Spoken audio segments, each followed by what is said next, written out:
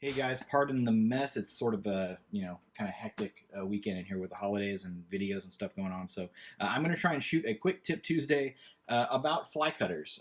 This will be on adjusting fly cutters, and then on top of setting them very precisely the manual way with a set of calipers, also a quick jig you can make that will make setting them in the future really easy. So I've recently become a big fan of fly cutters as opposed to Forstner bits or hole saws when you need really specific sizes. Forstner bits, obviously, if you need a really precise hole, they're a great way to go, but that only works if you happen to have that size Forstner bit, and they tend to be expensive to order like really weird sizes. Hole saws also kind of pricey these days, depending if you get a quality one. And honestly, they're almost never accurate, even to within a millimeter, let alone if you need something precise. With an actual fly cutter, like a decent fly cutter, this is the General Tools one. I got this from Rockler. Don't get the Harbor Freight one. I know people like to shame on Harbor Freight all the time, and I'm actually a big fan of a lot of Harbor Freight tools, but their Harbor Freight hole saw or fly cutter is absolute garbage. Don't buy it. So this is the General Tools one. It works great.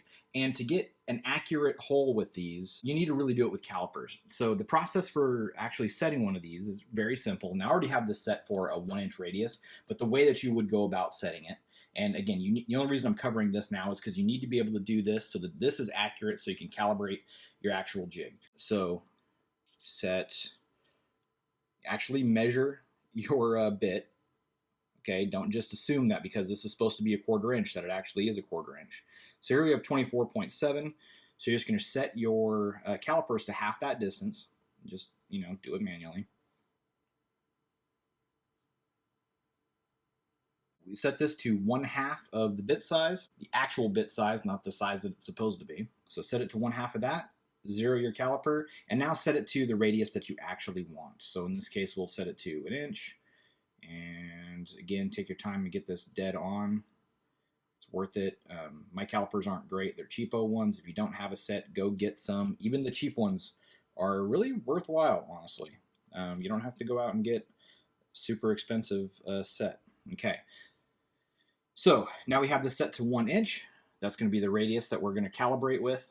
And I've already got this set. And the reason I don't like going through this process, you can see here, so this is basically offset by 1/2 the width. So it's reporting 1 inch, but it's actually 1.1235 inches because we're offsetting by half the distance of the bit here, which is perfect. I've already got this set because part of the problem with using calipers to set your fly cutter is that once you get these nuts loosened up, everything wants to slide around, and holding everything perfectly still while you use a set of calipers and an Allen wrench is sort of a nightmare. And getting it just right without everything slipping around and getting fractionally off, it tends to be kind of a pain. So what I've come up with so far is this little jig. I just made this the other day, and it works really well. All it is a cheap little small ruler. I picked this up from Home Depot or Lowe's or something like that. I have a ton of these things because I love to have them around when I'm in the shop.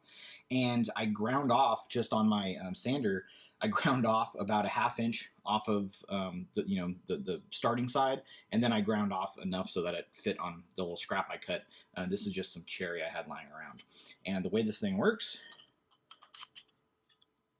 stick your bit in the hole. This is just this is the same size hole as your fly cutter. And now you have a nice sturdy place to set this thing up. Now the reason it's important to be able to set this thing up very accurately with the calipers is because you're going to use this to calibrate this.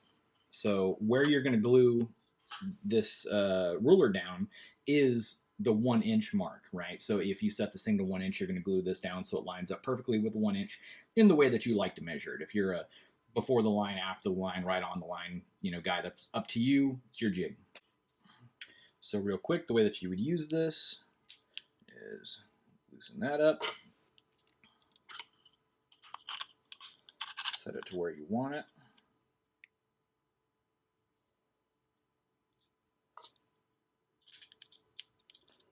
Tighten this. Because you're able to hold everything in place, it wants to stay in place. Looks like a hair shy, but should be good. Make sure it's tight. So set that at about 2 inches.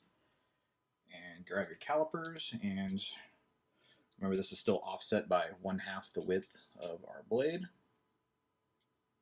And I'd call that pretty accurate for a a fly cutter and a jig. So that's within a few thousandths of an inch. So that's it. Hopefully that helps somebody else out there. If you like this tip, please like and subscribe. Until next time, talk to you later, YouTube.